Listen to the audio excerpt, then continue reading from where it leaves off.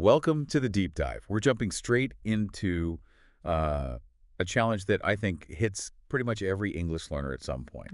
That mental logjam.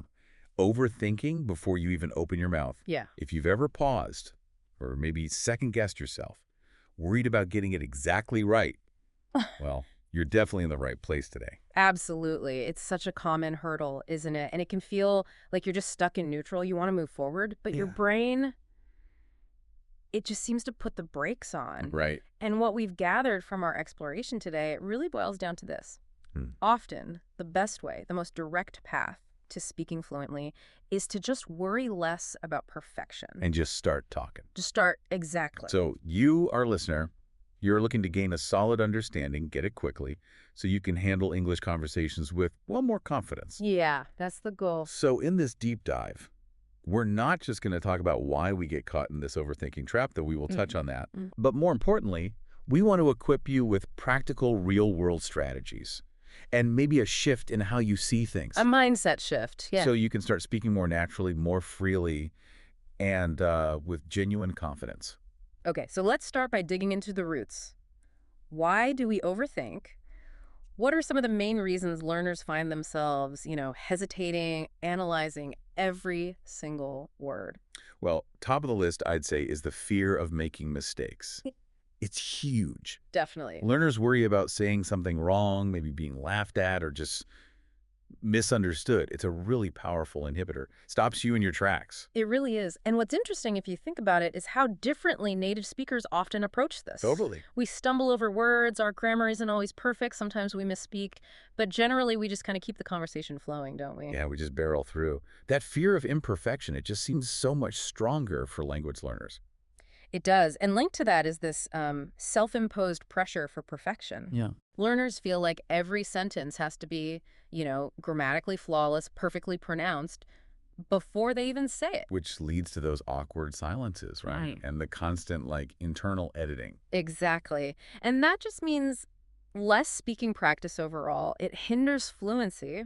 And that pressure often connects to another habit, doesn't it? Translating directly from your first language. Oh, absolutely. Trying to construct a sentence in your native language and then do a word-for-word translation into English. It's slow. It's incredibly slow, and it often results in English that sounds, well, a bit stilted, unnatural. Yeah, it's like trying to force a square peg into a round hole. Yeah. By the time you've mentally translated it all, the conversation's moved on. Right, and that just leaves you feeling frustrated, which then reinforces that hesitation for next time. It's a cycle. A bad cycle. Yeah. And then, of course, there's the confidence factor. Maybe you feel your accent isn't good enough or your vocabulary feels limited. So you stay quiet. You avoid speaking, which means you don't get the practice, which then kind of undermines your confidence even more.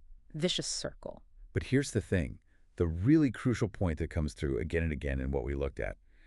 Fluency doesn't mean perfection. Yeah. Not at all. No, it really doesn't. What it does need is confidence and, importantly, just consistent speaking, getting the words out. Precisely.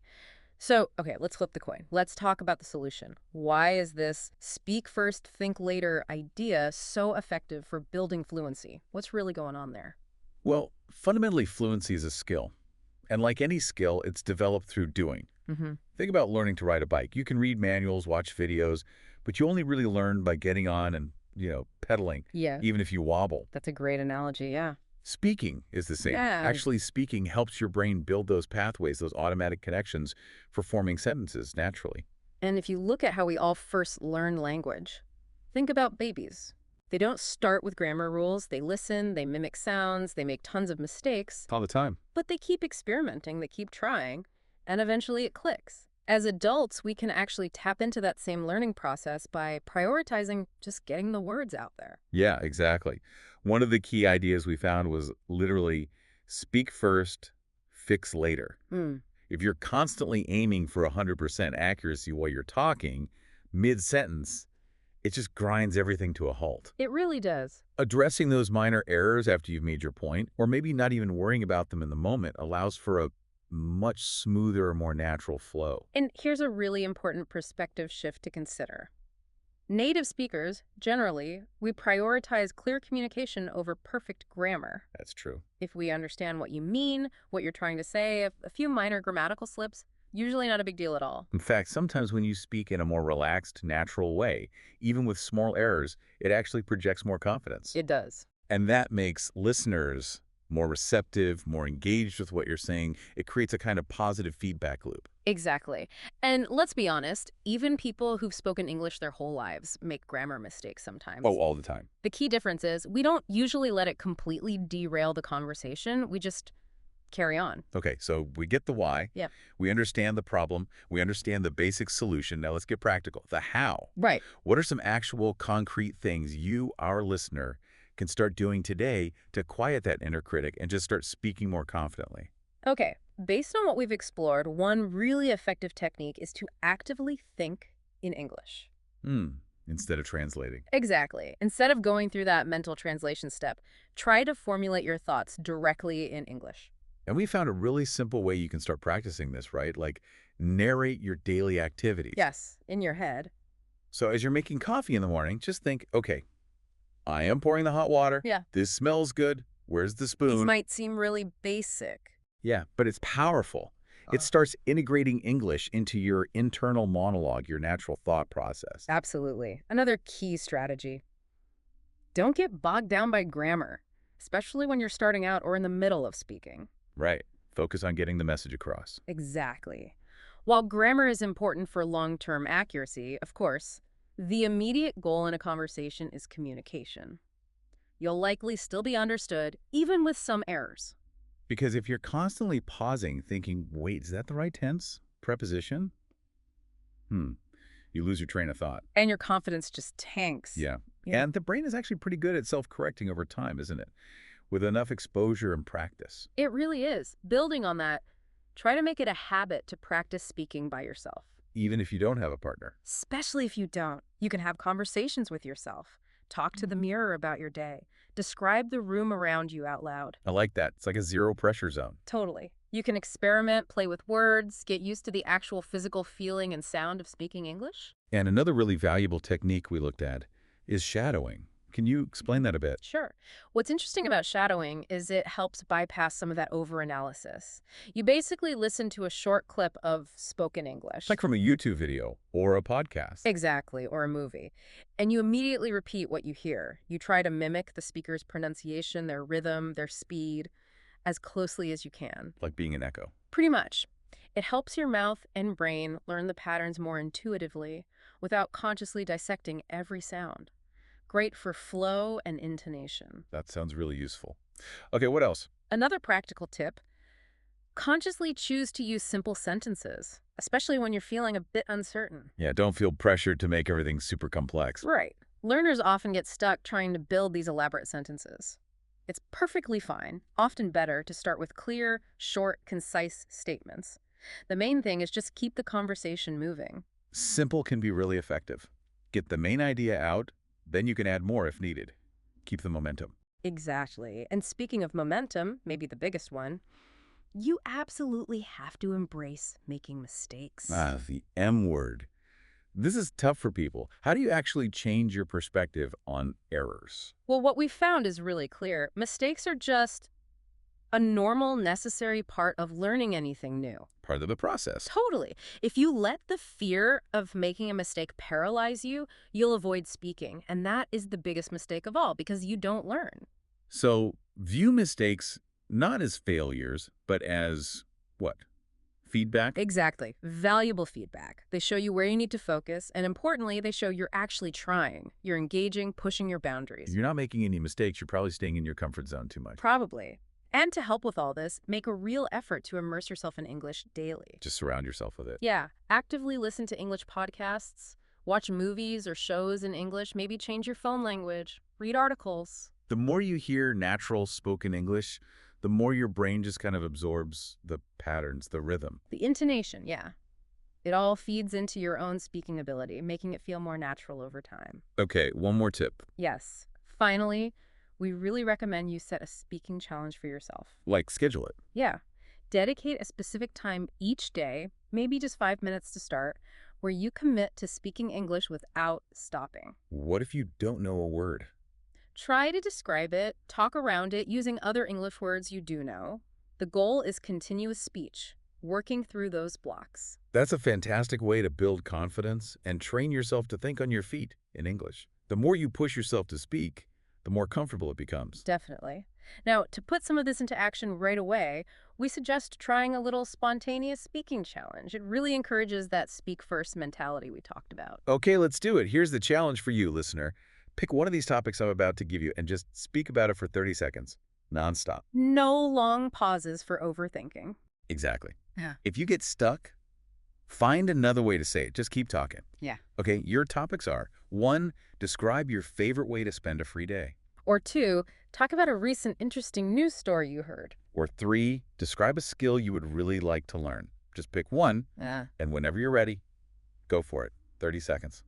And remember, it might feel a bit awkward at first, maybe imperfect. That is completely okay. That's expected. Totally normal. The more you do this kind of spontaneous speaking, the easier and more natural it's going to feel. Consistency is the absolute key here. So give it a shot. Try this challenge daily. You might really surprise yourself how quickly that speaking confidence starts to build. Mm-hmm. Now, let's shift gears slightly to something just as vital. Your mindset. How can you cultivate the right mental attitude for becoming a confident English speaker? This is so crucial, isn't it? Because, as we've seen, confidence is built through action. It's not something you wait for. Right. You don't wait to feel confident before you speak. Exactly. So many learners think, oh, I'll speak when I feel more confident. But usually that confidence only comes after you start speaking and you realize, hey, I can actually do this. So the advice is, start talking now, even if you don't feel 100% ready. Just do it. Don't wait for some mythical, perfect moment. The act of speaking itself builds the confidence.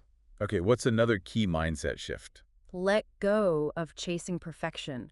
Focus on communication. Getting your message across. That's the primary goal, right? Connecting with someone. It's not about flawless grammar or a perfect accent. As long as you can make yourself understood, you're succeeding. And when mistakes inevitably happen. Try to view them as learning opportunities. Seriously, not as personal failures. Easier said than done sometimes. It is, but it's important. Mistakes show you're stretching, you're actively learning. Like we said, if you're making 0 mistakes, you might not be challenging yourself enough. Good point. What about comparing yourself to others? Yeah. It's really helpful to compare your progress only to your past self. Not to that person who seems way more fluent. Exactly. Everyone's journey is different. Focus on your own improvement.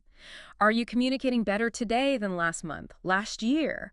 If yes, then you're winning. You're moving forward. That's a much healthier perspective. And finally, Be willing to step outside your comfort zone. Learning a new language is challenging. Speaking can feel awkward or intimidating at first. that discomfort zone. That's often where the real growth happens. The more you push yourself to speak, even when it feels a bit scary, the more that comfort zone expands and your confidence grows with it. Okay, so quick recap of those mindset shifts. Mhm. Act first, confidence follows. Communication over perfection. Mistakes are learning fuel. Compare you to you. And embrace the discomfort. Exactly. Cultivating those attitudes will make your journey to confident speaking so much smoother and, honestly, more enjoyable. So wrapping things up then, the main takeaway from this whole deep dive is pretty straightforward, isn't it? Yeah, stop overthinking, start talking. Every single time you speak English, you are making progress. Remember that. Regardless of any little errors you might make along the way. And that perfect time to start speaking, it isn't sometime off in the future when you feel magically ready. When's the perfect time? It's right now. Don't let fear or hesitation hold you back any longer. And we also touched on that fear of being judged. It's natural to worry what others think. Of course. But the reality, most people are actually impressed by the effort it takes to learn and speak another language. They're usually way more supportive and less critical than you imagine in your head. Absolutely. So you, our listener, you have the capability, you have the intelligence, you have the determination to succeed. You really do. What's left is just taking that consistent action. Believe in yourself, keep practicing actively every day if possible, and just never stop learning. Fluency is absolutely achievable for you. So we really encourage you. Try that spontaneous speaking challenge. Make it a daily habit. Keep pushing yourself to use English whenever you can. And if you're interested in digging deeper, maybe finding more resources or checking out future deep dives on language learning, be sure to visit mentioned show platform website if applicable placeholder. Keep believing in your journey. Keep taking those brave first steps, or maybe the brave next steps. And remember the mantra, Stop thinking. Start talking. We are genuinely excited to see how far you'll go on your English learning adventure.